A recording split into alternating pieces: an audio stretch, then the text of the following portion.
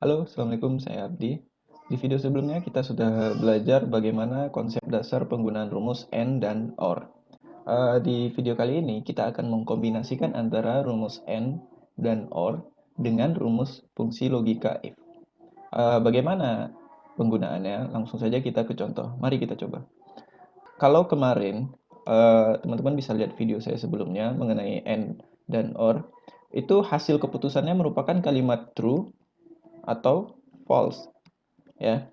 Kalau dikombinasikan dengan rumus if, kita bisa mengubah true ini menjadi suatu kalimat yang lain. Dalam hal ini kita coba true menjadi kata diterima, sedangkan false kita ubah menjadi ditolak, ya.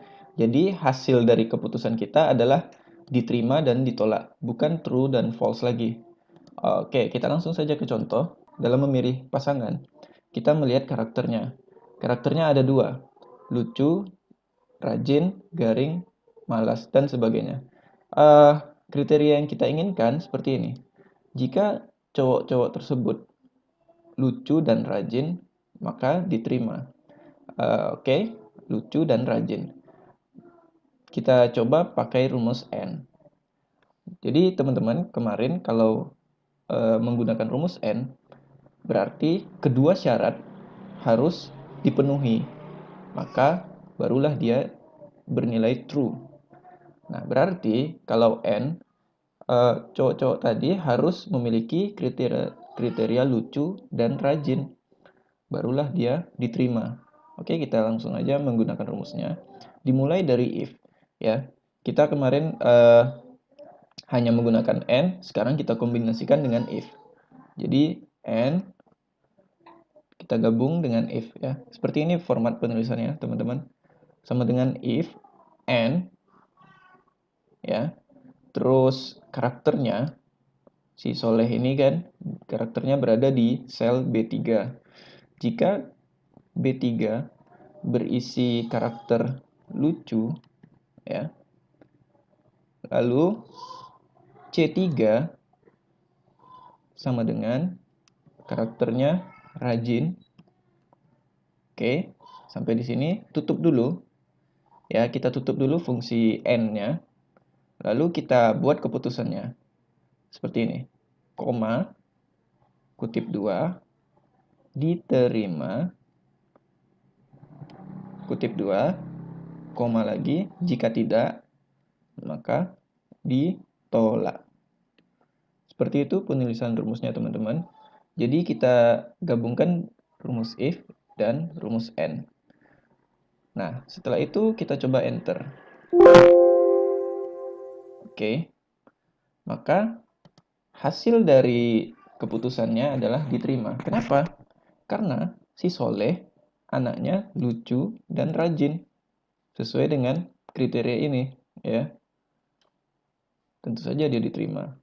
Kita tarik saja rumusnya ke bawah. Nah, kita lihat Abdul ditolak, ya. Kenapa ditolak? Karena karakternya garing dan malas.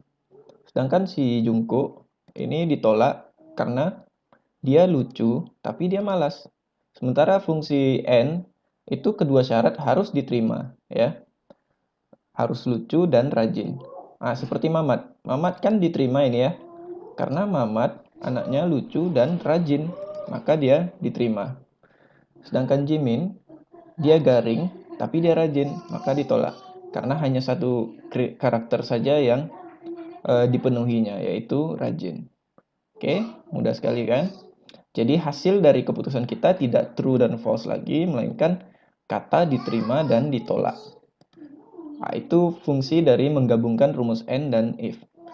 Yang terakhir kita coba gabung kita gunakan rumus OR. Format penulisannya sama, ya.